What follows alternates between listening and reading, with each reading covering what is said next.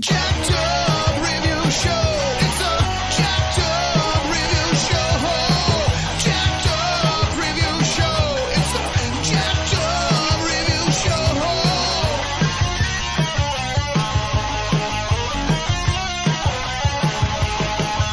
Join us as we cover many an insane movie and numerous cult TV phenomenons. Are you ready to get jacked up? Are you with us? Then listen on. Listener discretion is advised. It's a Jacked Up Review Show. It's a Jacked Up Review Show. Jacked Up Review Show.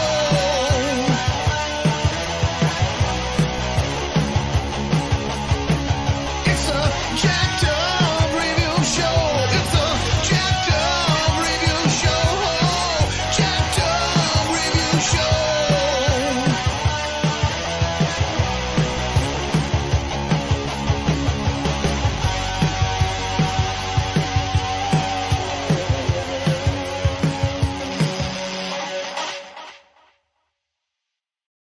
Alrighty, welcome to the show. Once again, ladies and gents, we got Himanish Goel joining us for a very special takedown of some movies and shows that have some justice, reform, Yes. social awareness factors.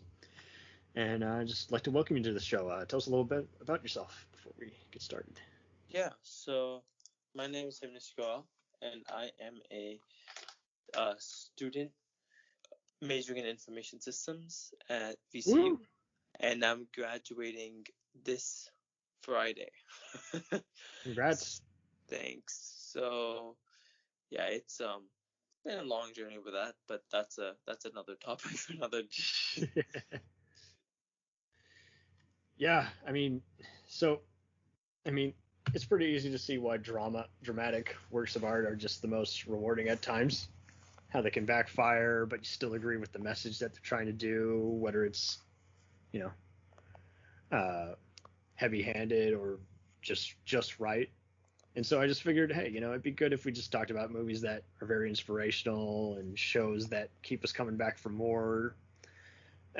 Whether they're just clearly fictional versus just, very well laid out. So a lot of these movies we'll be talking about are either historical dramas, legal thrillers, or even book adaptations. And whether they're work based on a true story or not, we'll give you that disclaimer. But we're mainly just getting into just how they bring up such, never-ending topics of today's world. So you can mention any just from the top of your head, and we'll just kind of again, it's a casual roundtable, so we'll just circle around that way. Yeah. So social justice films, they have a different feel to them. Like you mentioned, they're kind of like they have like a drama sense because they're trying to get a message out so that folks can understand, take something out of it. Like take an example like Selma that came in 2014, which was Good pick. Which is on Martin Luther King, and it was kind of trying to show how the Civil Rights Act of 1964 was legally desegregated the South, and so it made discrimination was still in the certain areas, but it made. Yeah, no, very good pick. Because again, segregation is just still a never-ending topic. Georgia, I'm looking at you.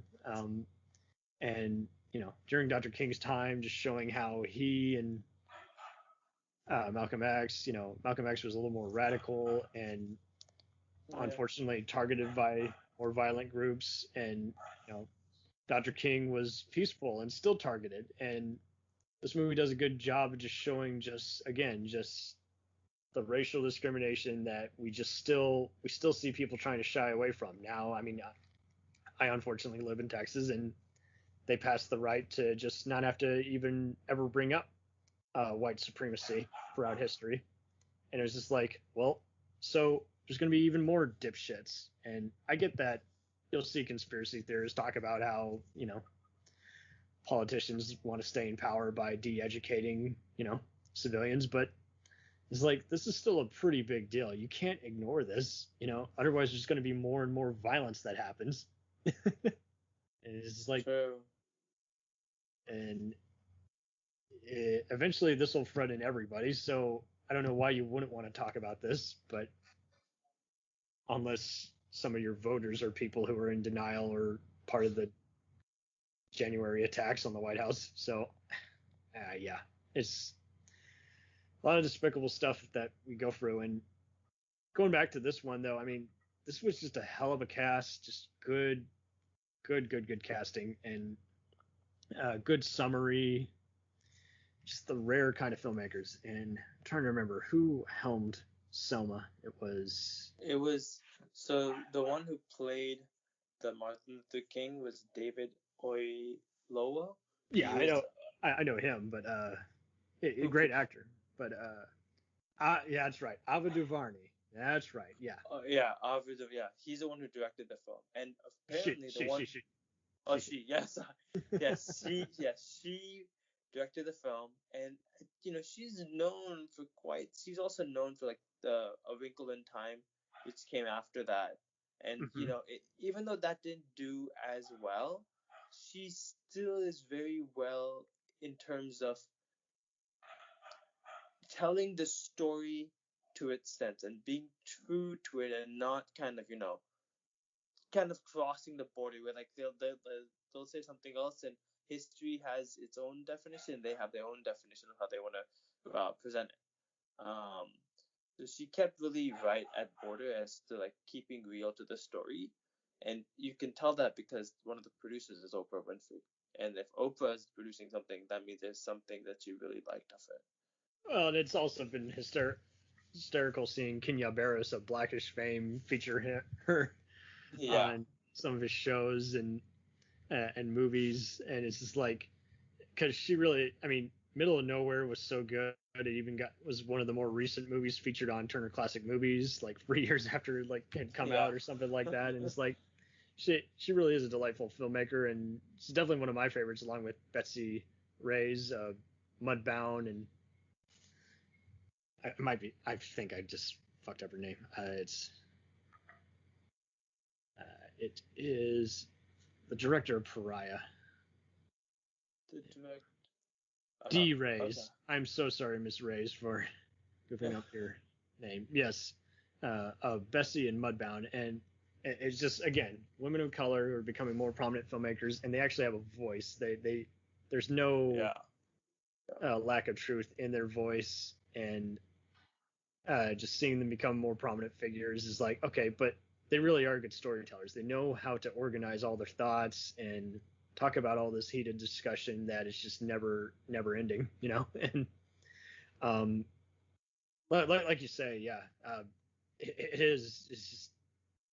it really is a masterpiece, and I am due for a rewatch of it, because movies like this, really, you do have to sit down, and it's really hard to even go to a movie site, and how do you tell, trolls who are just, Nazis looking to start a war is like, I don't want anything that reminds me about real life, versus people who legit just want random escapism or only watch kind of mindless entertainment.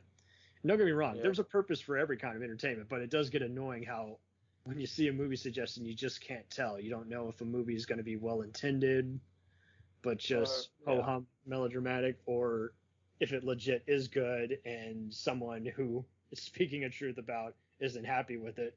Like, I would have people who would tell me, you shouldn't see Kingdom of Heaven, it paints Christians in a bad light. I'm like, and they were wrong. They instigated this war, and it's like, now I can say it, but back then there was even some theaters threatening to not show it. I'm like, oh my God, guys, this is history. I disagree with that portrait of history. I'm like, it's documented in textbooks. It can't be all that far. Yeah, it can't be wrong. You're in a war. People commit atrocities and become hypocrites. It's part of life. Yeah, all true points. The social justice is, the thing with social justice, it really, the definition of it is that you're trying to give justice in terms of showing the privileges that are within society and what have they gone through to get to that actual point. And a good film that which I don't know if it's gonna hit on that, but it hasn't come out yet. But have you heard of the film King Richard, which stars Will Smith? Oh yeah, I'm totally looking forward to that. And Because that is one based on the life of Richard Williams, which is the father and coach of the two famous tennis players, Venus and Serena Williams. And so it's like, one is a true story, and one it's showing, I mean, obviously trying to inspire the world and show these gifted athletes, but it's showing how these two girls really hit it with these tennis balls, just showing who they are. They went from being at the streets of Compton to like a global legends to who they are today. And it's like, those, to what I believe, those are what really have the story that excites us. Just like how a film like Just Mercy would, or The Hate You Give. I'm so glad you brought those up, because those were on my list. And even I don't know if a lot of folks have seen this one, but If Beale Street Could Talk is also another really good example of that. Totally. And for folks that like a little more of like an action social justice movie, I think they would have to go with Fuqua. Yeah, it totally makes sense. But they would have to go with the one that Denzel Washington's son was a part of, which I can't. Black Klansman. Yeah, the one I have that on here as well. The one that's directed by the one and only amazing Spike Lee. Yeah. Spike Lee, he himself, he's, the way he kind of explores the relations, the Black community, the media and the contemporary life, the urban crime and poverty, and the political issues, he really forms it in a way where it becomes kind of like a story that you can learn something from. And I mean, Denzel himself was a part of one of his films, which is many films, yeah, and one of them being one of the best examples, and something that shows up to being an example, which is, like you said, Malcolm X. Malcolm X also being a figure as well, but an African American activist. But Denzel was a part of that, where he played the role of Malcolm X, and he in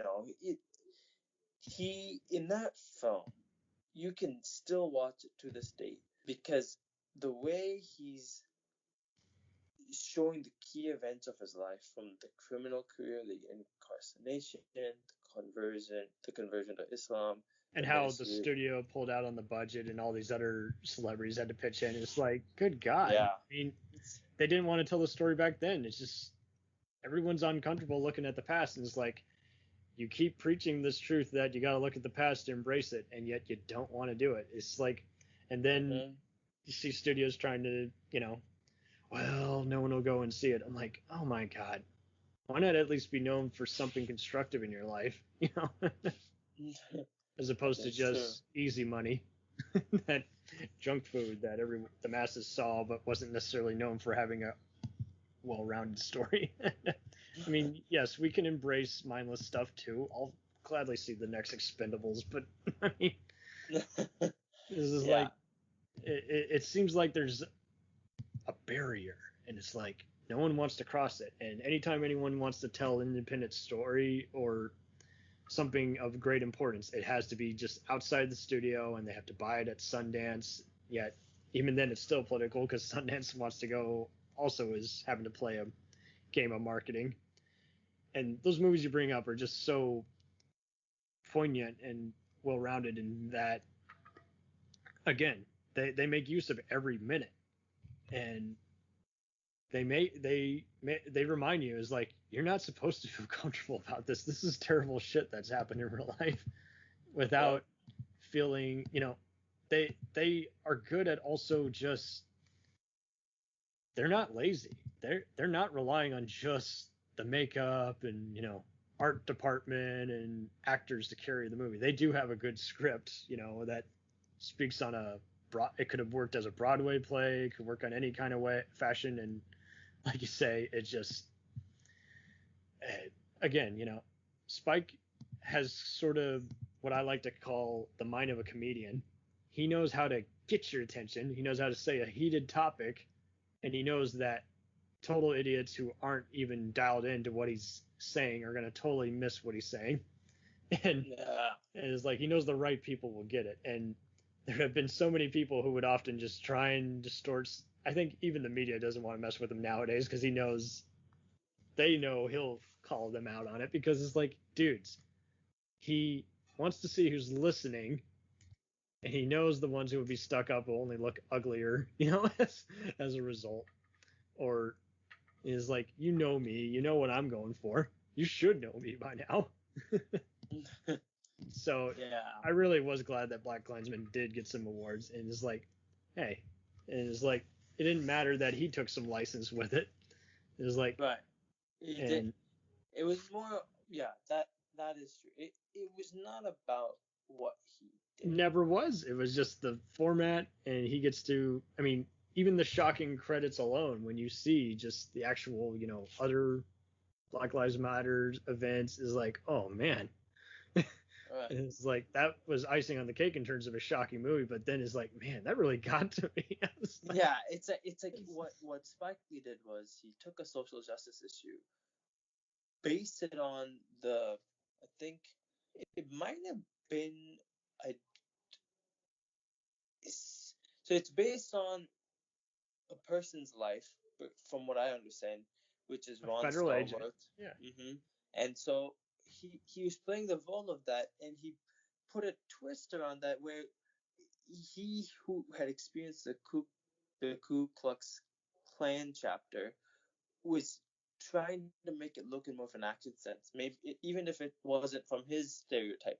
So he did use his own way of putting the message, but in the end he got it through. So that's what you got to do. You got to take a moment. Well, and I think that's what everyone's even realizing with biopics and everything, is like, don't just say yes to every project. Adapt something where you can relate to it on some kind of basis, and you can complement the narrative. Because just saying, well, I'm the best filmmaker of all time, so sure, I'll take it. It's like, no, he was ready to tell the story because he's only been telling it all his career. And this comes to a good diversion into where, well, this film was also part of the social justice film, but the two I'm trying to focus on is, everyone remembers the individual who directed Black Panther, Ryan Coogler, which is, I don't think that's more a social justice film, but his first film, Fruitvale Station, which is literally on, I had that on my list as well, the real life story of the last day in the life of Oscar Grant, which is played by Michael B. Jordan, and was shot and killed by the police officer in the early hours of New Year's Day 2009. And that was released around the time that Black Lives Matter gained mainstream action. And so it was and that film became a flashpoint of the recent boom, where it was socially aware in the media. So it gave Ryan Coogler one of the best and successful films in Hollywood. It's like a landmark film. And if you look at something like someone who's not in the acting career, but just did this film because of the story and impact it made, also shows that you don't need to be a Michael B. Jordan or a Denzel Washington, even though they're amazing. I love that. Like, Denzel Washington is my icon, of course, but right, you can do something like what an Eminem did with 8 Mile.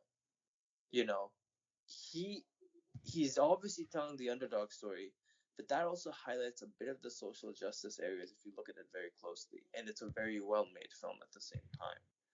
And then you have films like The Help, which are like a totally different tangent. So, yeah. Yeah, The Help is kind of more, I hate to say this, kind of like The Butler, where it's talking about important themes, but it's kind of more of a stage play, and it's got some questionable casting. So it's like, definitely not a movie that we would say is 100% successful compared to Fruitvale, I remember watching it, late one night on Showtime, and it was just one of those, just like, they don't make movies like this anymore, where it's just like, Ryan, I feel, is very much was kind of tracking the career of John Singleton, who, has done very important movie like Higher Learning out of all things, Boys in the Hood, and it's like movies that are still with us today. Is like people not sure if they're going to go to college, people who don't know what they are in college and encounter just awful incidents that bring out the worst in them, that make them become outspoken and targeted by other crappy groups that are going to their same college. So it's like Fruitvale is just so precious. It used its low budget to its benefit. Really, yeah. And just showing how precious life is, and how, just violence can find you, and at the wrongest time. And it's just so good at just implementing the real world inside that whole viewpoint, and just all these unconnected events that are actually all connected in the life of a less fortunate man, and just everything. He's essentially, he's got his baby mama, he's got all his other incidents going on, and just the way it uses montages, like, that's often frowned on from a screenplay perspective, but it's well utilized here because it's not done to win style points. It's actually done to just show time elapsing, and how he feels it is like we, the viewer, and even him, just kind of feel like the day has just gone by, like, and just because it's not necessarily that he's aimless so much as it is he doesn't know where to just kind of calculate his efforts and get a better lifestyle. I think he's looking for a job at that point in the film too. Yeah, he was. Yeah, that's true. He was looking for a job in the film before all those events happened. Yeah, it's a shitty lifestyle, and he's having to. They're so good at just portraying adapting to it. Yeah. And it's funny because that time Michael B. Jordan was just trending. I mean, now he's a whole nother level, but right. He, the collaboration that Ryan Coogler and Michael B. Jordan have done from Fruitvale Station to Creed, to Black Panther. Obviously the story has evolved, but he's really created this universe, Ryan Coogler, where he's trying to show, and in the good light of making the Black Lives Matter area look in the limelight, if you get what I mean. Because yes, if you look at the one film which I feel like is also something like social justice, but on a positive note, and that I feel like they were, however, in whatever way they did to direct that film, they hats off to them. But I'm pretty sure everyone remembers The Pursuit of Happiness by Will Smith and his younger son, Jaden Smith. I mean, the lessons and everything they make you learn in that is literally it has this social justice in there, because you're seeing him go through these struggles because he's unemployed, and like what Will Smith has to face and take the journey that him and his son have to go through, and the life lessons he's teaching him. And then you see something like A Concussion, also made by Will Smith, where it's more on exposing the NFL. And it's like, I'm not saying that's social justice, but it's still some social reform of some sort. And like you say, it's a film that it's not 100% successful, but how could it be? It's being sponsored. NFL sponsors are very powerful, so they just couldn't legally say it without being in a defamation of character lawsuit. But they do their best, and everyone's getting so distracted by Will Smith, not having the accent down. It's like, well, but at least the message is hitting home. Yeah, I mean, I watched the film.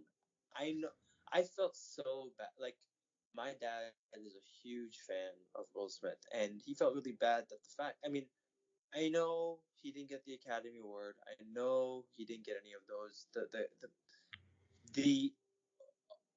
The praise he should have gotten. But I feel like even though you didn't get the praise, as long as the movie is giving their message, there are a lot of films like that where they don't get the awards, and there are a lot of films that get the awards, and you're like, what? I don't see that getting it. But as long as you get the It's message, politics. We shouldn't be distracted by how they can bid on a that's best true. picture. And it's like, as long as they have the message, it will go in the classics list. And just like Pursuit of Happiness, and just like the Muhammad Ali biopic that he's done, Concussion's also in that list. People might not think of it, but he didn't get the accent down. He didn't, but he did his best on it. I would definitely have to say that. And then I mean, even they kept showing that clip each time he was on TV promoting. Is like, tell the truth. It was like that's probably the best scene in the whole movie. yeah, that's true. And then, and as much as the feature films put their storytelling art and kind of show the social justice in that area, you have the film going back, The Hate You Give, and a film just simple as a documentary like Food Incorporation. And Food Incorporation, reason I bring this up is because documentaries also have the power. Well, sorry, not the power. They have the Intellect to also show social justice. But Food Inc. was on a totally different level. They were trying to show the shock and awe of food that we eat based on the 2017 What's the Health.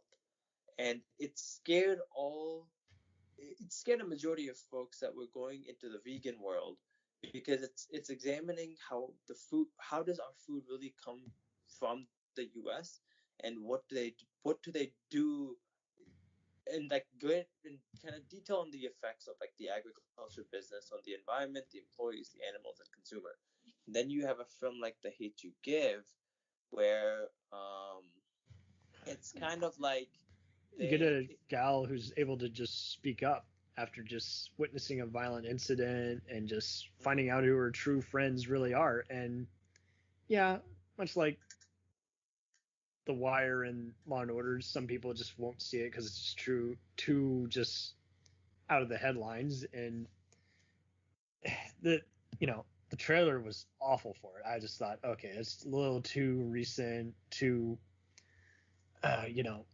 looking a little preachy there, music's playing, but I saw it finally, and it was a great film because it was just, again, it just well calculated with the performances, and just really just it knew what it wanted to do from the first frame. It just show. Yeah. I never read the book. I'm sure there's some differences, but and I mean, if it's such a powerful, it seems like some people even got the wrong kind of attention from it when they saw that an actor who had used a slur had to be recasted. Is like, oh well, yeah, it's like, but that's just pretty much just showing how powerful the film itself is, because it does get into that. It does show how people will just make insensitive remarks and tell you you're wasting your time, and you just got to go with your heart. You got to decide, well, yeah, no, regardless, I'm gonna show up at this protest. yeah. You could say the last incident in the film is Hollywood, but at least it's organized still, and having the part where she's got another uncle who's in law enforcement, he's like, hey, you got to do what you got to do. And it's like, it's heartwarming to know that you can have that kind of mature conversation, because remember at first is like when she recalls this violent incidents, of her boyfriend by police, is like it makes her the target of some other gang members, and I like how it has those two interconnected storylines. Yeah. Yep. Yeah. That's it.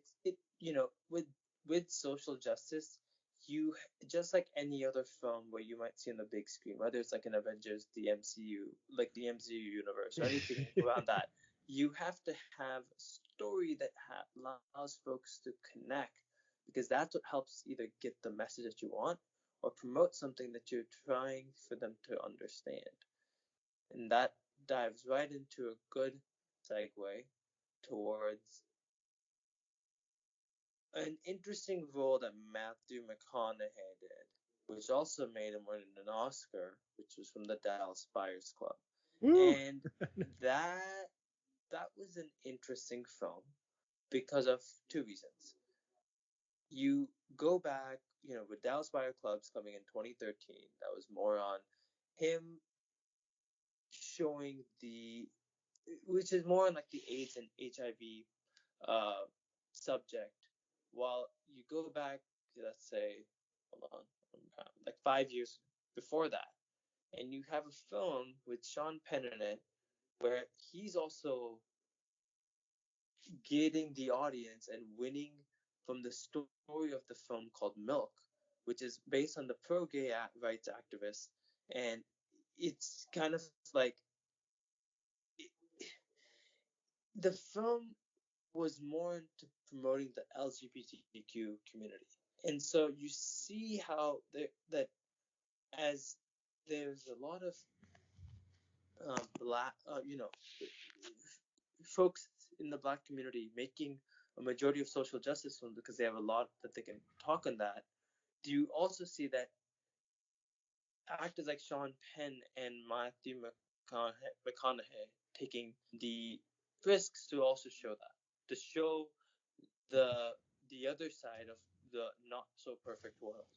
And Yeah, for a man who's done movies like A Time to Kill and Lincoln Lawyer, showing just very messy legal procedures and other just flaws of the system, let alone just injustices, is like, it made sense for him to even go to the next level and just show someone who had to just, smuggle in pharmaceutical drugs. And when, people don't realize people were dying left and right, it's like, and it got politicized, and everyone was like, why'd you politicize it? I'm like, because the powers that be did. It's like, everyone acted like it was just a gay thing. It's like, no, anybody can die of AIDS. Right. You got it. And the official pharmaceuticals at that time were just trying out all these drugs and not testing them out, and people were dying within a year of taking it. It's like, it's despicable. And we're still kind of having that now with many documentaries bringing up remarks about opioids, and it's like, it's like, guys, if we just haven't come too far as a society. You can do the whole, you sound anti-American or something. I'm like, no, I just hate what we're becoming. And if one problem gets replaced by another problem, we're really not making all that much progress. Now we're kind of seeing it with the virus. Everyone's like, well, if I get sick, I'll be fine. I'm like, no, you don't get it. You won't be fine. You will drop dead, or you will just be unable to work, or you will make other people sick.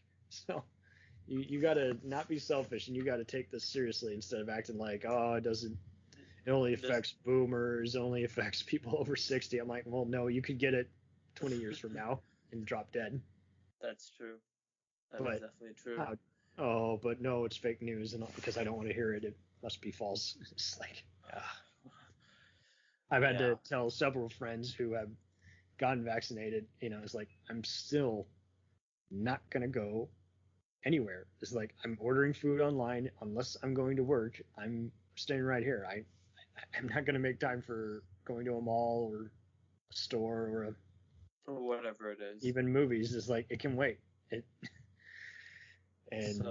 Some people just aren't getting it, and they're like, are you just doing it to avoid me? I'm like, no, I'm doing it to be careful. That's true. To be careful and to understand what it is, and then it's like, I know so much on this topic because there's a lot of these areas that they touch really, that feature and documentary films do a really good job touching on those areas. There's a lot of documentary films that explain those extremely well, but it's just, how do you perform the story in a way that you can have everyone attracted? Because the storytelling is what helps get you a wider audience. And I think Hidden Figures, having Taraji P. Henson in that, really did its justice, because that was highlighting the U.S. space program for unsung heroes with the black female engineers and mathematicians of NASA who helped launch the first American into the story needed to be told. And there's some bullshit in there, like the restrooms being segregated, and it's like the white guys had nothing to do with it being desegregated, it's Yeah. like, but like you say, I mean, it's one of those, since it's so well intended, you can get past some of the, narrative faults, because again, is like this, it just showed you, is like, for the longest time we were kind of only just talking about like prominent black figures who in the medical or just other activist industries, is like, well,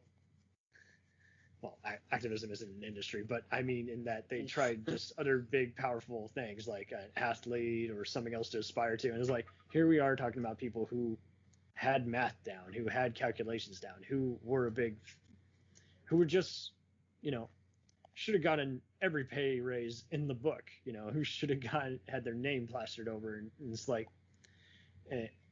yeah, they were totally responsible, not given due credit, until years later. And it's like, but they did it out of the goodness of their heart, and because they were that smart and they were earning their keep. And it's like, it just sucked that,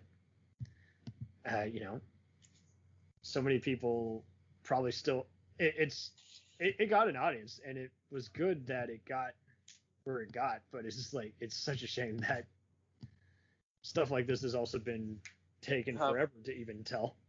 Yeah. It's there might be a lot of stories that we don't even know that's being in the development, and I feel like a film that and I feel like going from a Hidden Figures, where it's talking more in like in the area of space, you have a film that released in a pandemic on a documentary basis called The Social Dilemma, where you might be asking, how is that social justice? If you see at the end of the film how it shows that companies like Facebook and all, these big internet companies can convince someone in an election to go against one side, and how the world in the next couple of years, if we go on this, could be extremely dangerous. But using the internet technology in a positive way, where it's not framing folks, because in that film there was a quote that Mark Zuckerberg said that we will be continuing to use AI to help improve and decrease the emotional stress, like with having people get entered into this virtual world. But really, it's not perfect. It's not perfect. And whenever a company is saying that they're gonna try to reduce something, that's not true. They're trying to dial it up even more. It's like, not everything's spark glitter from the outside. You don't know what's in the inside, because they're just showing their outside appearance. So Exactly. It's like two different tangents of like how you could see it. And there's so many, like, The Hate You Give does utilize social media, but not as just really even a plot device, more as just a pitiable point, just to add some reality on how people can get their lives destroyed, especially for someone who witnessed two different shootings, one that was a gangland slaying and one that was, non-justified, cop shooting her boyfriend. And it's like, but all these movies do a good job of of developing the character in their effort to just even share their voice, let alone, what do they become at that stage when, TV ratings are involved, and when people are looking at them differently now that they've spoken their voice. Like, A History of Violence is an important movie. It's mostly just a gangster movie, but it's also an important movie on how someone who was from a despicable lifestyle as a hitman for the mob, put it all away, and then violence found him. Again, that's just, it works as a plot, and it just is more common than you like to think when you read about these real life stories, and how, again, you can be destroyed by anything. Now you're perceived differently. Now you are something else entirely in the eye of the beholder, because you didn't come forward to it. We only think of these people as being this kind of ilk. And it's just so good to see, again, just a rare movie that gets made, and you're like, but I learned something from that captured the Prohibition era perfectly, that captured this segregated, crappy southern state, to with such a rare form of realism. And even when you see a movie that, isn't 100%, like Mississippi Burning is telling an important story, but it's also unfortunately making it look like the FBI had something to do with it. It's like, no, the FBI was totally turning a blind eye to all these KKK slayings. Yeah. So, They were because they were people from Silicon Valley that were also saying that this has happened and we know about it, but it's just that the more it's up, because you saw that how they were giving an example of a simple student just trying to who was on it, just the addiction factor is one thing, and how they showed all these AI people just trying to sell things and make the individual's life even more depressing. And the thing I liked is how they had the multiple posts that he was seeing around him to show that how much of an addiction and of a barrier it creates. Because this goes into a great diversion into one film that also came this year. This year actually, and you could say someone by the name of Daniel Kaluuya, who played the role of Fred Hampton in Judas and the Black Messiah. yes. Really, really powerful. I mean, it is a biographical film, but just how it's showing the betrayal of Fred Hampton, chairman of the Illinois chapter of the Black Panther Party, not the Marvel Black Panther, but though this was like the late 1960s of Chicago. Most people hopefully know who the Black Panthers are. They are an activist group, yes. And it's kind of his biopic because he's leading the story to showing how, because I think I'm trying to remember who was the bad. Black Panthers were essentially labeled, freedom fighters and terrorists by, federal entities. And it's like, yeah, no, they're outspoken, but yeah, they're also prepared to get their hands dirty. So maybe they're a little radical, maybe they're outspoken, but it's just showing you how they got all these multiple perceptions about them, and actually just giving them a voice, as well as, so it doesn't feel biased or one-sided.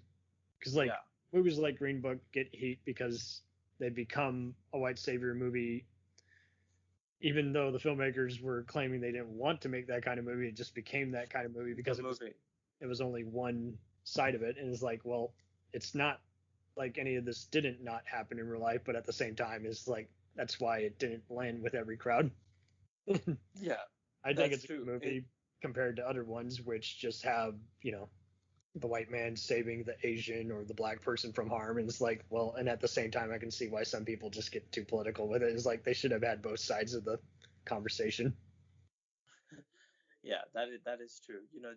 It's like, with Green Book showing a different perspective, you have to be key to the subject, but also include the story in a wise way. So that way it doesn't feel like you're just, that you've made it look wrong in the bad way of the limelight. Because Jordan Peele, who won for his film Get Out, also is something that's very based on a social justice fact, and that the first film that Mahershala Ali won for Moonlight, that was very based on, it was tackling the homosexuality that is still a taboo topic in the African American community. Always, yeah. And they took a very brave approach to showing the right way. And Barry Jenkins, for him to get to this level of directing a film like Moonlight, before that, it took him at least, he did like 20 short films before that, if I'm not wrong, but before he could actually direct Moonlight. And there's one more film that I'm trying to remember that also did a really good job highlighting that, but I don't know. Why am I not able to remember? All right, 12 Years a Slave. Perfect example of what their message is and how one Brad Pitt believed in it and how Steve McQueen is telling the story of Solomon Northrop, which is played by the individual who is also in The Martian. I'm trying to remember his name, Chiwetel Ejiofor, and he's kind of the free man who's been captured and sold into captivity for 12 years. And it's a film that kind of gets on the details of the harsh realities of slavery. And by ending it that you don't feel that type of catharsis, the happiness, or just the depression that's in a part of it. So, there's all those examples that really prove to what it's trying to show.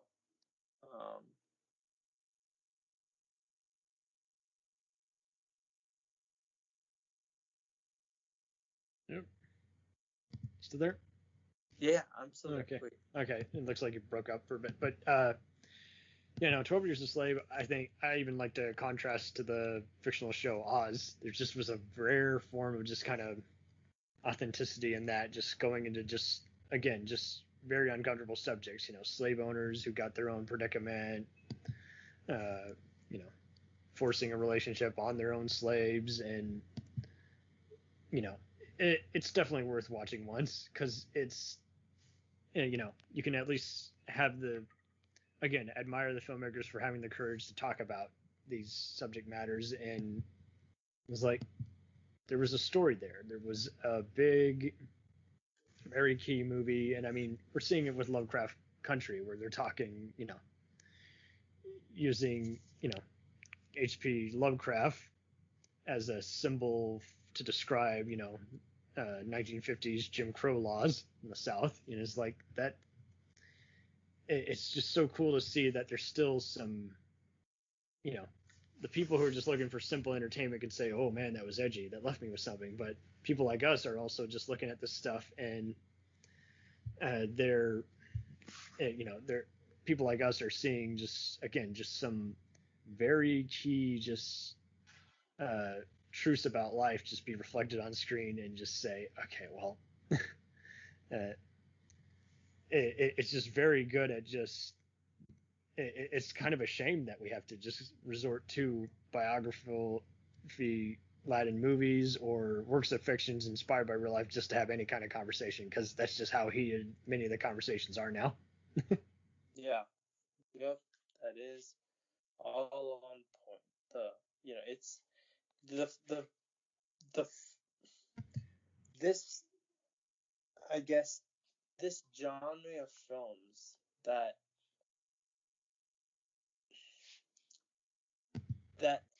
show a different light. It has its own sense of showing the right over wrong, because it's highlighting what is needed to be done, and it's highlighting what,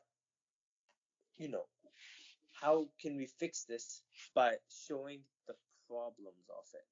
Mm-hmm. And this also goes out to, which I'm trying to remember, the film Roma, which is not, it's not, Roma, it has a bit of a documentary film, but it's directed by the one and only Alfonso Cuarón, who's also directed a lot of amazing other films, like, Gravity and the Harry Potter, one of them. And he's highlighting on what we would say the life of a live-in housekeeper from a middle-class family. And it's kind of his take on how he's been brought up in the Colonia Roma neighborhood of Mexico City. And the one thing that he did well on was taking folks from that area, like Letisa Aparico and Marina de Tavida, and making it around the 1971 frame, because he's really he made it a black and white drama for a reason, to show what he's trying to highlight. Again, social justice film. So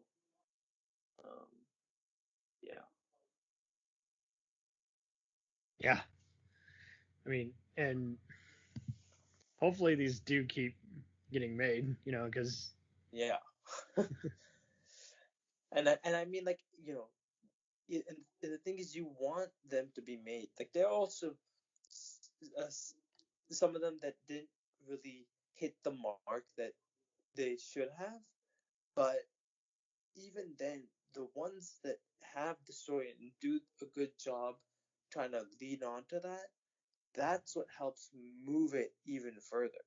Like, I know, um, like the Judas and the Black Messiah, that that being the most recent, it helps promote that this genre is still available, And I was trying to, who's someone who's also been very, very, very into that genre. I think it's, well, Tom Hanks. I mean, everyone knows the Da Vinci Code series, where like it has Angels and Demons, Inferno, and the Da Vinci Code, and yeah, that has like a religion twist to it, but that also is showing this.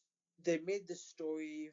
They highlighted the story to an extreme sense of like kind of like a murder mystery, but if you take the storytelling out of it, it's actually basing it all on religion and its social justice issues.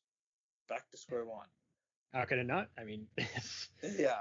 it's it doesn't have to be cannon fodder. It can just be an intelligent conversation, and unfortunately, it seems like it's just back and forth. It's like these are still very, uh,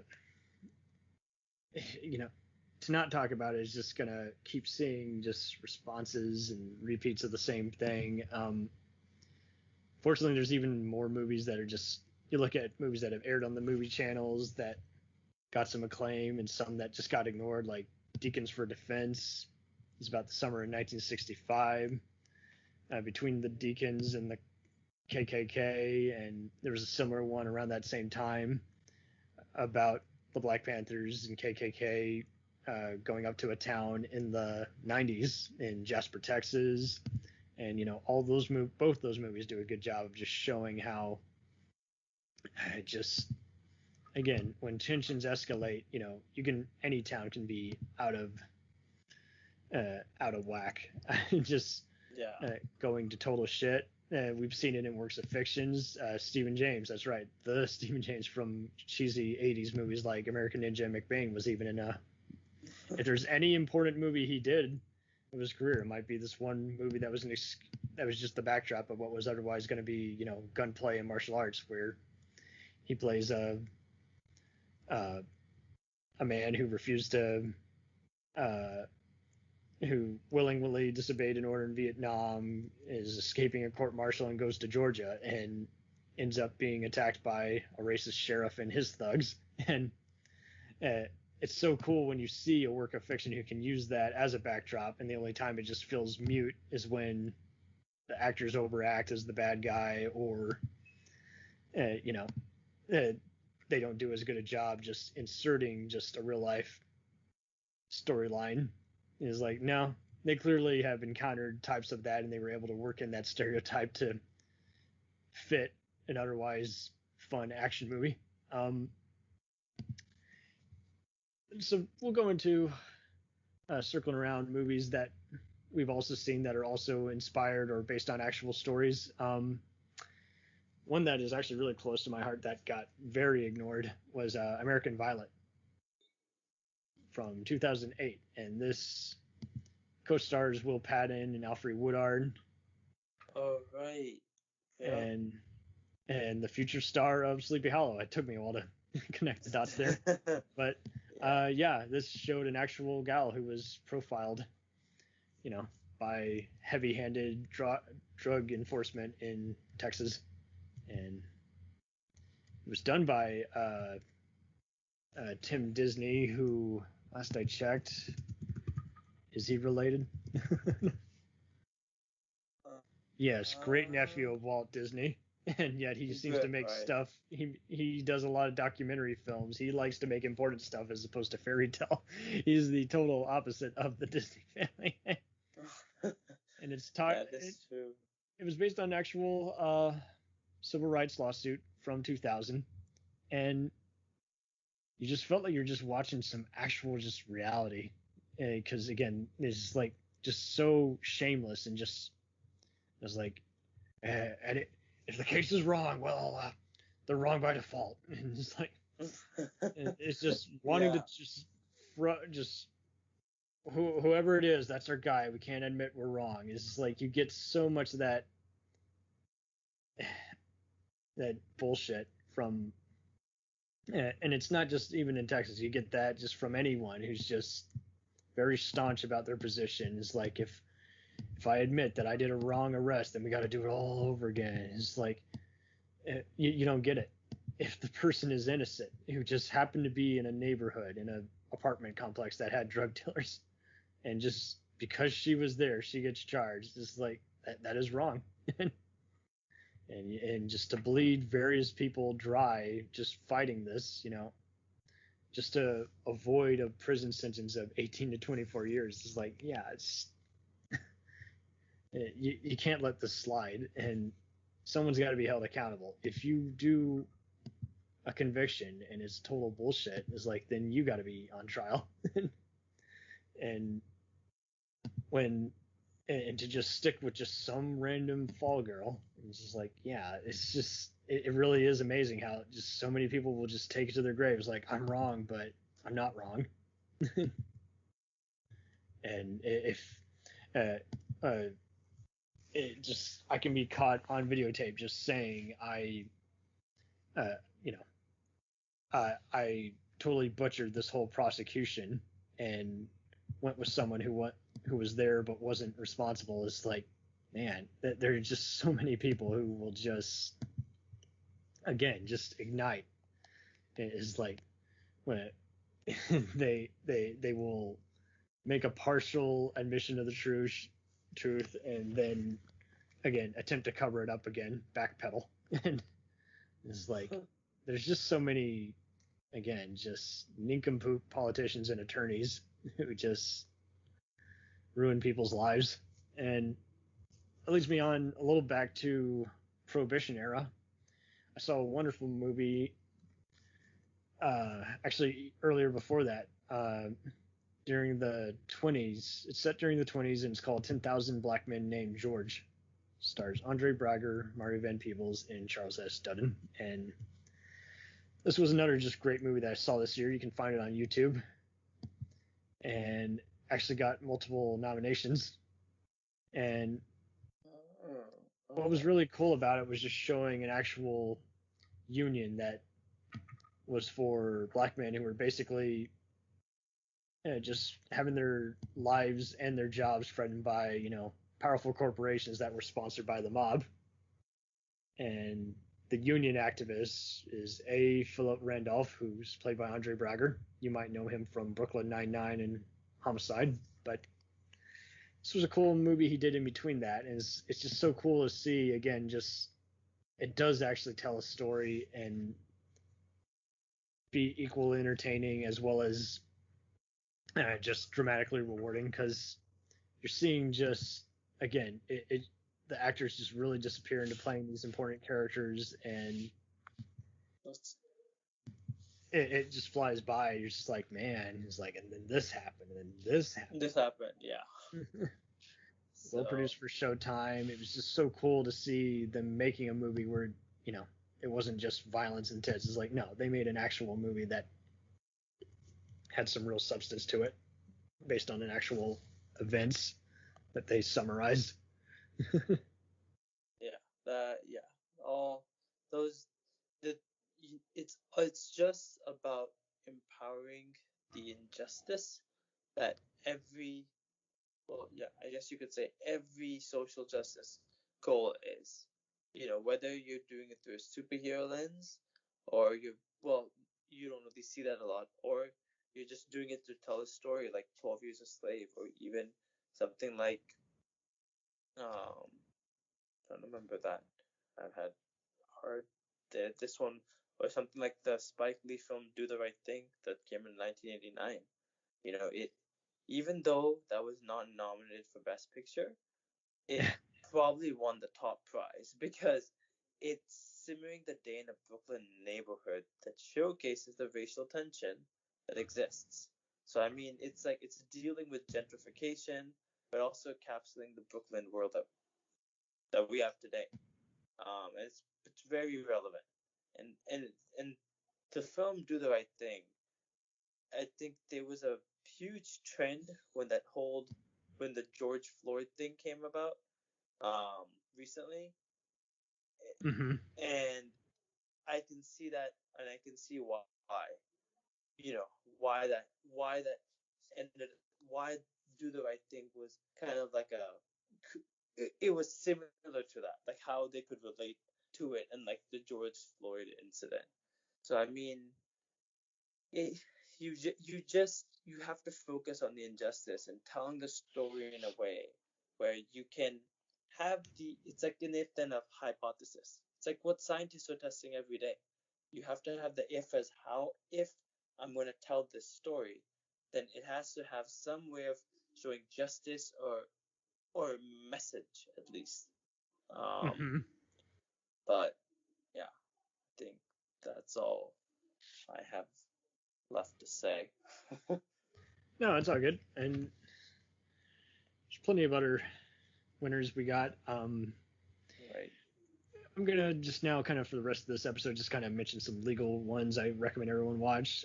Just Mercy, which has Michael B. Jordan also in it, is just another just very intriguing tale about a man just again who was just just instantly sentenced to the death penalty without a fair trial and took years to free him and prevent that sentence. Anatomy of a Murder, I think, is another one. Rules of Engagement is another one on war crimes versus patriotism, and how sometimes it's just like a lot of people felt like that was a Muslim phobia movie. I'm like, I think it was just more of a just showing how there isn't really any answer to a Marine when they're just in the face of battle. Is like, what do you do? You know, when you make a mistake and many people get killed. A Few Good Men, Presumed Innocent, Civil Action, 12 Angry Men, obviously, and any version of In the Heat of Night is worth watching. Whether you watch the Poitier films, that's great. But if you see the show, you'll realize it's like there's a reason that's just always syndicated. You know, it's on every station channel. Yeah, that's true.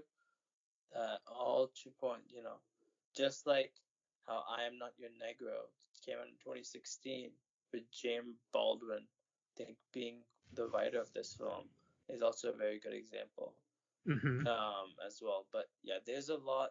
You know, I feel like if there's any three that you want to start with, I think Just Mercy, Selma being definitely a good one, and the other one, I guess like The Hate You Give, if that's something around your type, or just the Malcolm X. Even The Glass Shield, which is a very horrifying real life story. Yeah. From the 90s, just depicts just a ruthless cover up, and just gives you a good idea of just how, again, cop unions can really just are kind of part of the problem. How everyone's got to feel like they fit in, and it's easy to make a mistake. If one person makes a mistake, the other person doesn't want to be honest about it. You get just so many conflicts of interest. I've been hearing good things about St. Judy that stars Common and Michelle Monaghan. Ghost of Mississippi and Disclosure and Criminal Law, I think, all do a good job of showing, you know, the last two are obviously fiction, but they show a good job of works of fiction, let alone just real life topics that, you know, we're still having to combat years later, even during Me Too. And just how lawyers just get a bad name by just kind of just assuming their client isn't guilty. And Ghosts of Mississippi, just, you know, everyone should really see that, because it's like, again, they're just covering truths also in just both the law, the legal takedown, and again, just how prejudice is just a seemingly never-ending chapter. It's like it's impossible to not talk about it, and it's also just impossible to get through to some people. Going back to Fruitvale, I thought Boys Don't Cry was another great movie I saw a few years back, and it was one of those I just never kind of bothered with. I just figured, oh, it's going to be depressing as hell, but it's like, you got to realize that was an actual murder, of a woman trying to become a man who, got brutally killed by terrible people in '93. Do you ever bother with that one? Did I ever bother with it? I think I have. I don't. It was ahead of its time in addressing the transgender, Okay. background, but it was also just good at just showcasing how, it, much like Fruitvale, it does a good job of just having a documentary kind of feel. And Gotcha.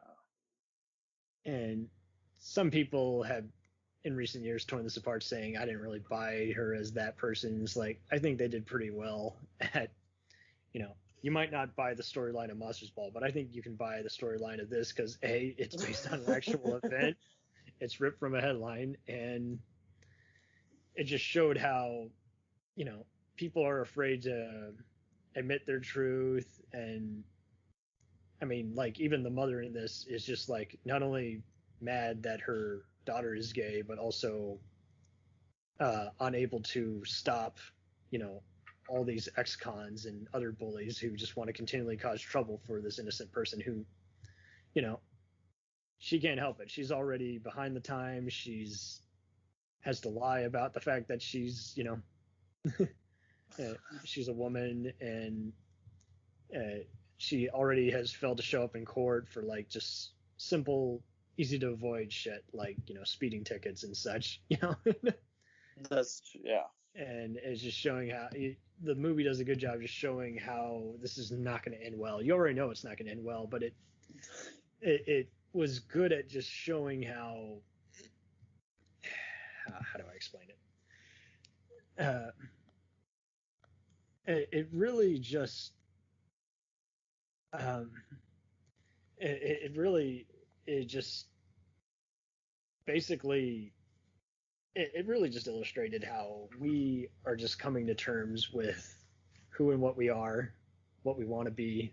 And, in this case, it's a woman who wants to be a man. And it was really good at just hitting home at that and showing how she's already doesn't feel like she fits in. She doesn't understand this part of the town. And it wasn't easy to do. It couldn't have been easy to film even, and it really paid off. They did so good at just illustrating just that torturous lifestyle. And it's a shame that one was also just another independent film, and the filmmakers, like many of these independent filmmakers, has since then just kind of worked on guest directing TV shows, and it's such a shame. It's like, oh man, you shouldn't have to get to where you have to, just pay the bills after a while. It's like, you deserve to tell another important story like this. And she has since then, like, she did the movie Stop Loss. You might have seen that one about Marines coming back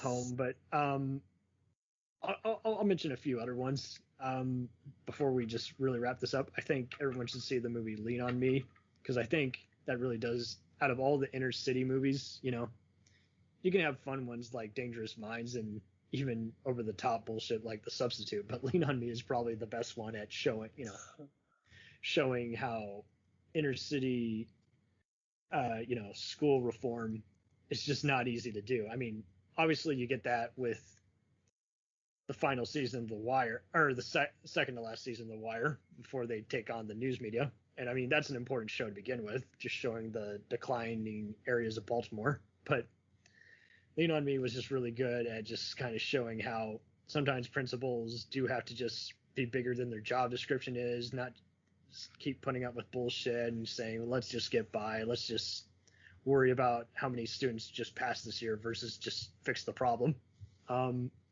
Did you see Marshall or also with Chadwick Boseman? Oh, right. Marsh. I forgot about that. I actually have not seen that. That was something definitely on my list. But yeah, before Yeah. Chad. Thurgood Marshall, the Supreme Court Justice. This movie sums up just more difficult cases that he had to deal with. If you like the other similar movie that Denzel Washington did, The Great Debaters, you'll definitely like this one. On the Basis of Sex was almost around the same time and talked about Ruth Bader Ginsburg and, how much like some of these fictional cop shows we had to talk about is like, this is a very inspirational movie talking about, an actual gal who had to, support her out of work husband, was unsuccessful and, raise a family and carefully word her arguments. And they did such good casting on this also, just show how men who understand the message but still have to, be on the defending side saying, no, we disagree with this stance, Yeah. And it isn't just because you're a woman, even though that is part of some of the bias, Yeah, And- that is.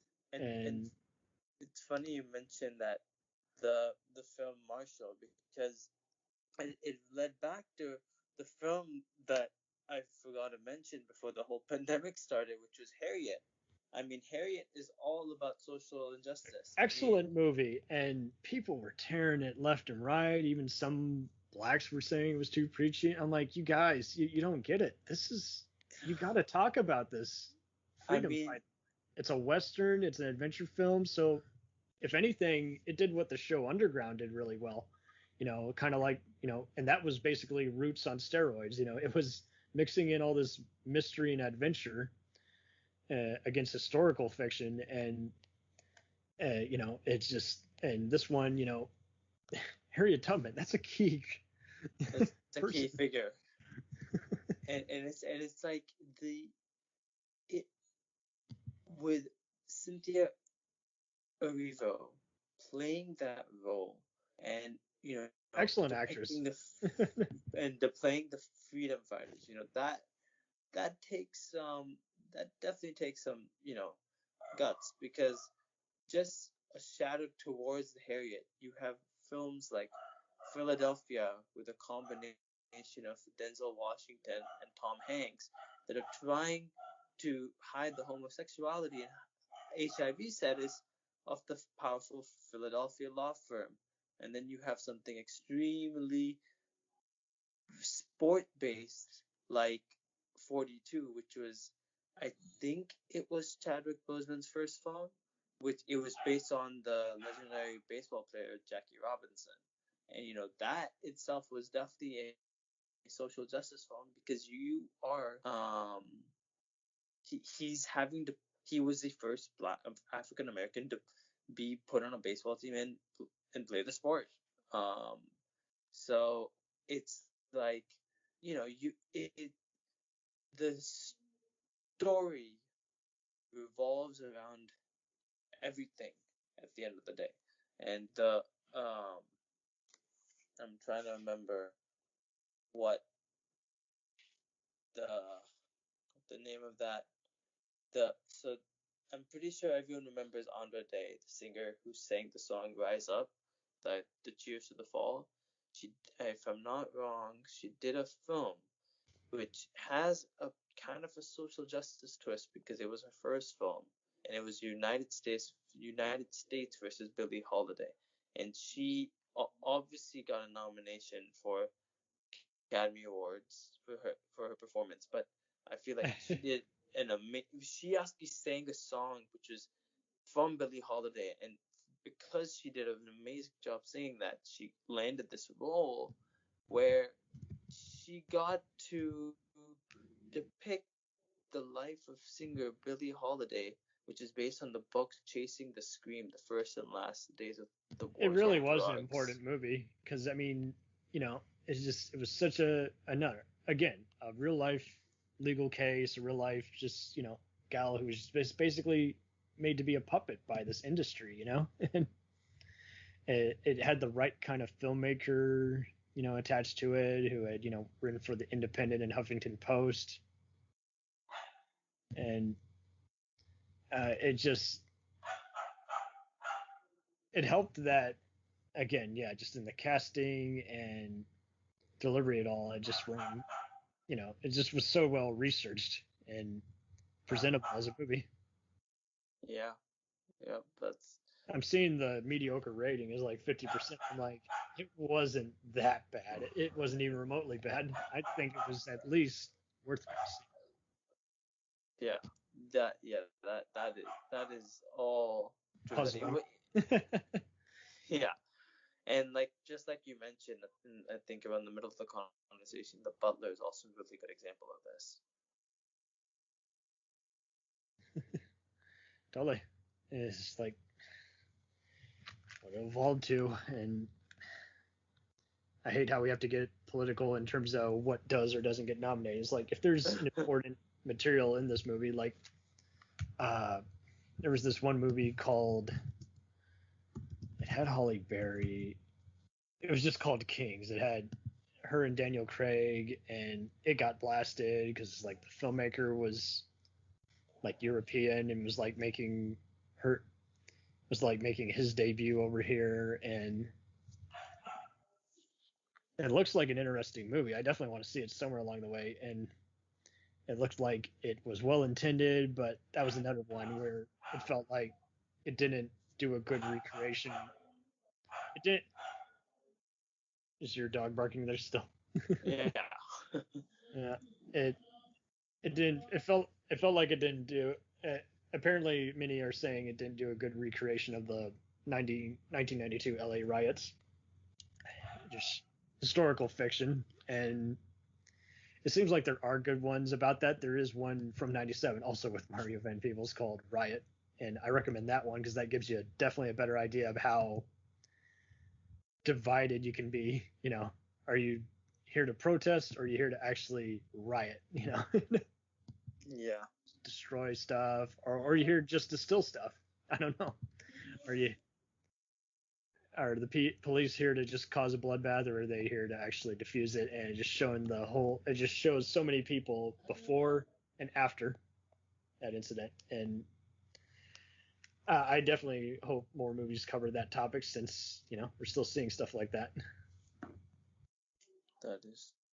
Yeah. Hopefully in the future we can see different versions of different films, and some of them that we can relate to, but not being a sequel in themselves. Like, Judas and the Black Messiah being the most recent and relevant because of its recent win.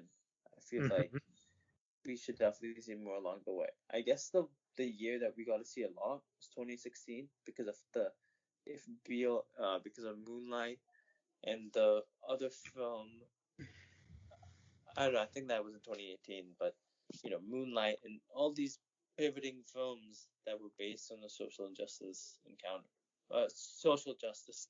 So, yeah.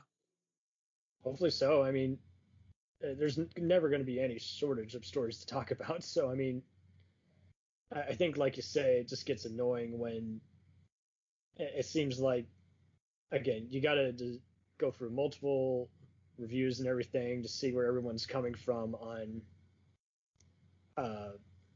where is the issue with the movie. Is it that it took historical license? It can't be all completely wrong, even if it looks more cleaner than it actually was, in real life. Like Thunderheart, I'm sure there's a big story in there about federal agent finding that there's some corruption and Native Americans are losing their, land. The Rainmaker is a work of fiction that does illustrate how everyone can be harmed doing very heated court cases. People can be slut shamed. People can be ruined by who they're defending. And Amistad, I mean, is an excellent movie on how people who fought back, who were being abused by their, slave traders, had the right to fight back technically. And it shouldn't have even, when slavery's already wrong to begin with. And it's like you had that whole theme of just the lines keep blurring because, however everyone illustrates you is just like, is what determines whether you have a case, let alone a chance in court. And did you finally, by any chance, get to see Trial of the Chicago 7. The Trial of Chicago 7. By Aaron Sorkin, writer of The Social Network. No, I don't think so.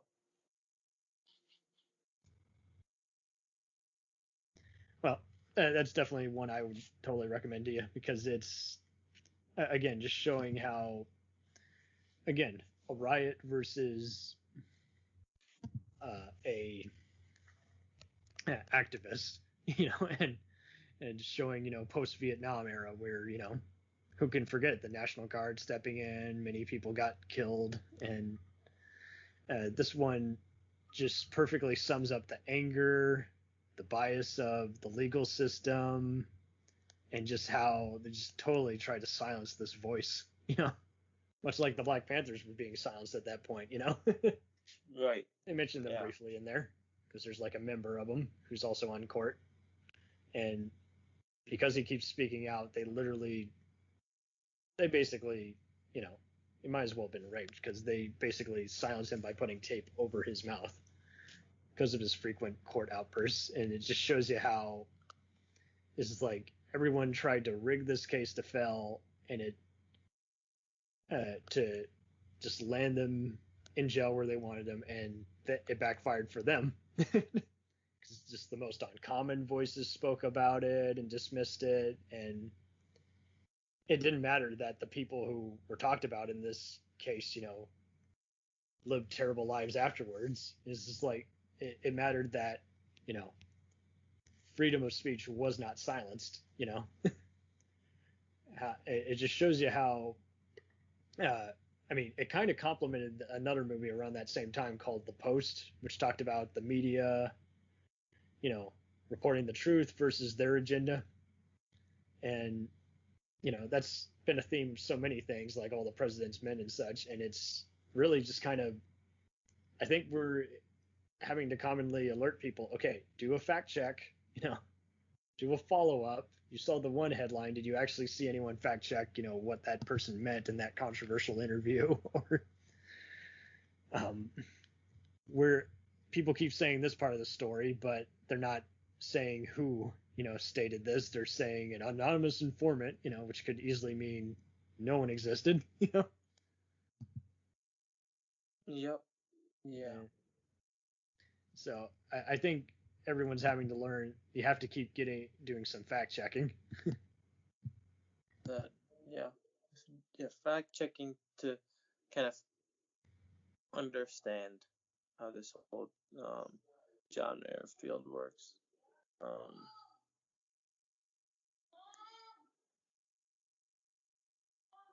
So either way, thank you so much for joining on this, and feel free to promote your show.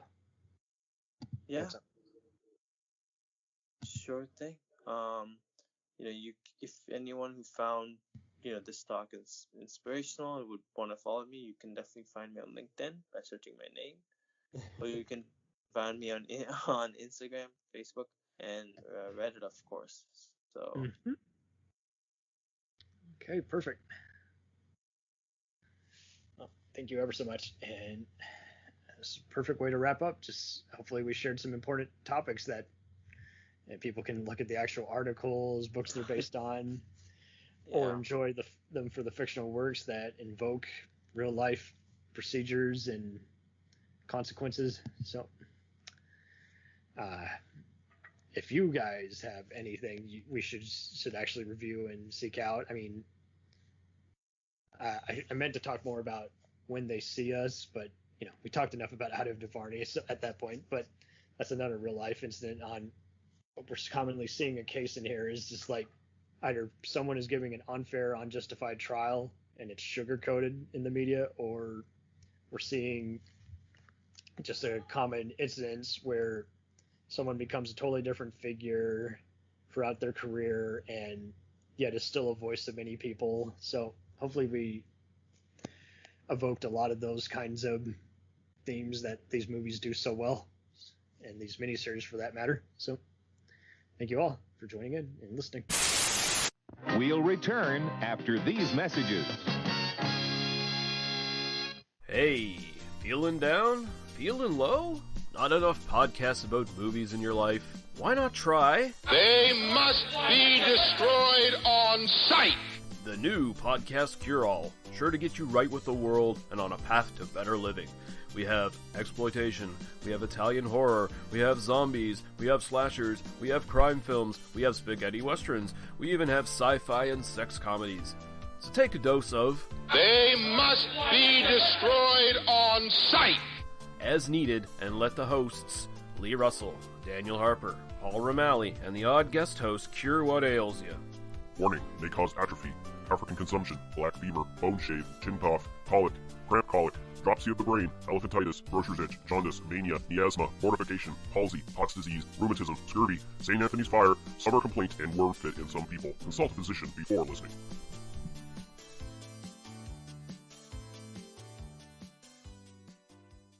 Hey, I heard you like movies. I heard you like to hustle. I heard you like podcasts. Well, guess what? There's a podcast for you out there called The Home Video Hustle. Damn right. Every Friday we talk about whatever movie PJ picks out the bag. What does that mean? Every Wednesday on our YouTube page, I put a bunch of movies in a bag and PJ picks one out at random. And then we just watch it. We talk about it for maybe like an hour, hour and a half, 2 hours, whatever we feel like doing, wherever the conversation leads us. But do we actually talk about the movie? Most of the time. Ah, Tangents galore. yes. So believe me, we may be a movie podcast, but it's not always about movies. We may talk about video games, Music. Yeah, that's the big one, music.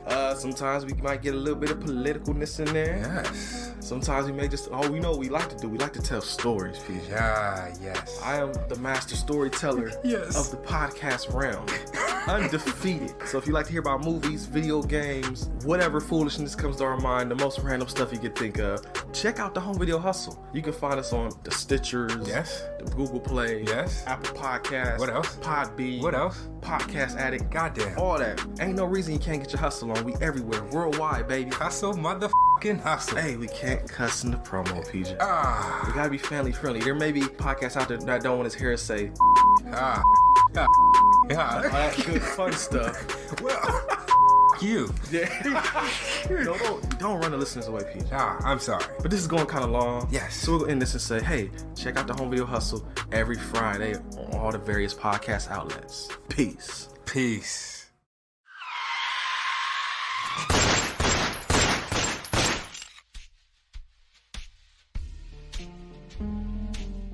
As far back as I can remember, I always wanted to be a gangster. And while Witch didn't make it to the top of the world, he did make the Gangs of Hollywood podcast. So join the gang and enjoy a movie review podcast about movie gangs, gangsters, mobsters, and the mayhem they cause. You can find GOH Podcast on Facebook, Twitter, and Instagram at GOH Pod at www.gohpod.com, as well as your favorite podcast listening app. And remember, say hello to your little friend for me.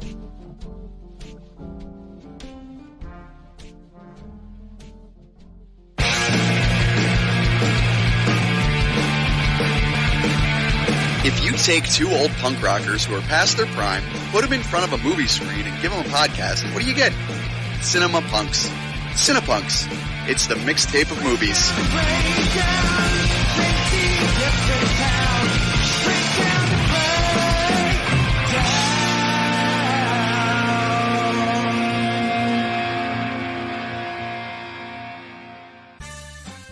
Did you ever see a film at such a young age it left you traumatized with cinematic wounds? Necrophilia. It's a dead issue, man. Don't push it. Cinema Psyops is a weekly podcast documenting an ongoing experiment on the mind of an unwilling test subject. No one should have to watch this movie. Oh, no one should have to watch this? No one should have to watch this movie. Surprisingly, it's not a topic that a lot of people really want to tackle. I'm shocked, prudes. I know, really. Right? It's the next sexual frontier that no one wants to explore. I am, in the most sincerest of senses, disappointed in you. It takes a powerful goddess like Connie, jam her arm down the monster's throat and kill it. Oh, I'm still tripping out over that. Even as a kid, I was like, I gotta find a girl like that. Every week, I get a new look of disappointment that I never thought I could get out of her. Unimaginable. At 12 years old, you should not be watching this movie. Obviously. At 13, you should not be. 14, you shouldn't be. I'm not entirely sure even 17-year-olds should be watching this. Just because you're offended by something doesn't mean that you have the right to demand that it doesn't exist. Watching this film again, I had all of this like little nerd glee with everything that kept little popping history up. all popping up absolutely. at you. So I totally loved this film. Hey, I know why you couldn't see that. It's because your brain's warped from watching this shit at 12 years old. Yeah, this is a rough movie. I told you ahead of time when we were getting ready to do it that it was going to be a rough How could you watch one. this shit at 12? Because physical wounds heal, cinematic ones don't. Listen to Cinema Psyops.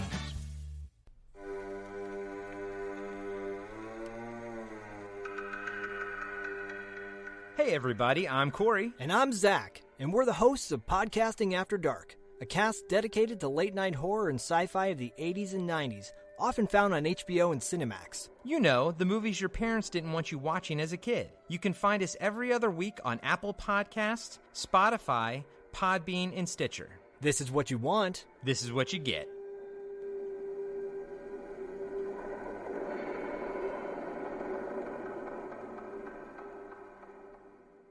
It's time, let's check our cue, baby.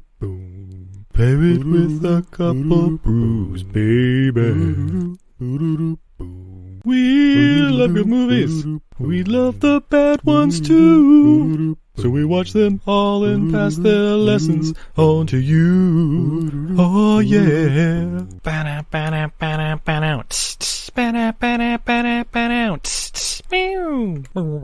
Everything I learned from movies helps to make life a little bit groovy.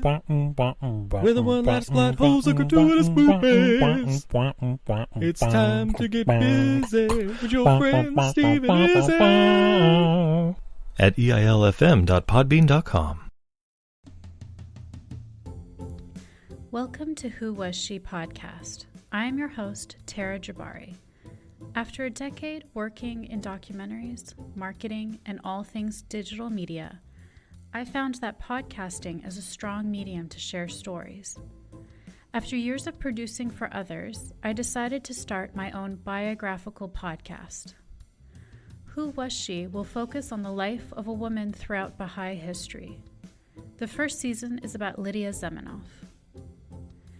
Lydia's story explores the subjects of the power of language and faith. Her father invented the universal language Esperanto, and she came from a Jewish family and became a Baha'i. She grew up during World War I and was killed during World War II in a concentration camp, despite heroic efforts to save her life. How can one person's life intersect with so many others, connect across borders, and inspire a biography which inspired this podcast? Over the next few weeks, I will share her story with you and the lives that were most affected by her and those who affected her life as well.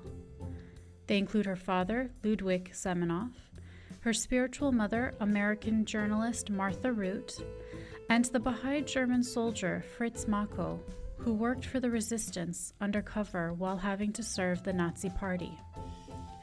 I want to thank the author Wendy Heller and George Ronald Publishing for their blessing to let me use Heller's biography, Lydia, The Life of Lydia Zemenov, Daughter of Esperanto, as a main and instrumental resource for this podcast.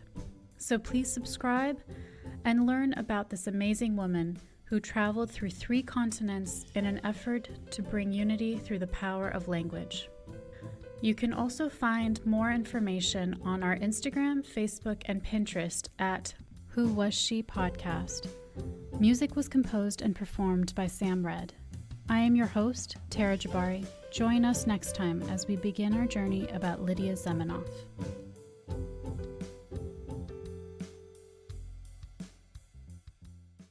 Hi everybody, it's Mac Jackson.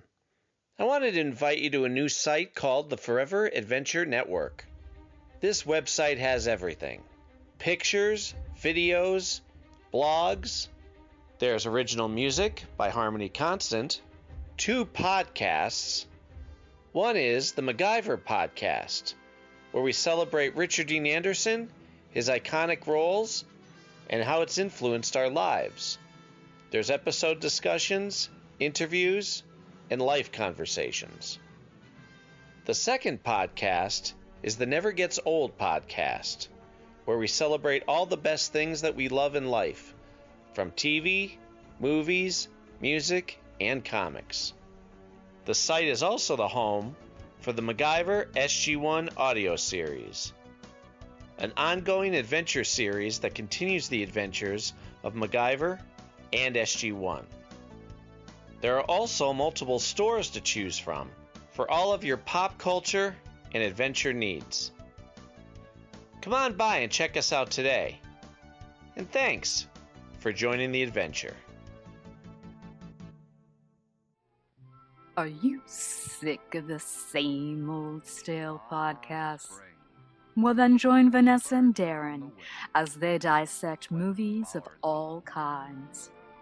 The 2 lifelong cinema lovers bring their favorites, curiosities, and first-time watches to the operating table and inject them with a healthy dose of snark. Then there's the waiting room, where they examine books and short stories. So just look for them on Apple Podcasts and where fine podcasts are available. They're part of the Legion Podcast Network. Follow them on Twitter at VD Clinic Pod. Join them on Facebook at facebook.com/groups/VD Clinic Pod. Or email them at vdclinicpod@gmail.com. They're ready to cure what ails you. And still, they just might be a little contagious. Hi there. It's Heather from the Watching Netflix Without You podcast. Did you know that there are over 1,200 Netflix original feature films and documentaries? And that number is only growing. So I've made it my mission to watch as many as I possibly can. Then, with a delightful guest or guests, disclaimer, more often than not my brother Ryan, we spend an episode rating, reviewing, and discussing a film at length. The first half of every episode is spoiler-free for those who haven't seen it yet, and in the second half, after a very clear spoiler warning, we dive into it. And that's really about it. You can listen to Watching Netflix Without You on Apple Podcasts, Google Podcasts, Spotify, and more. We now continue with our program.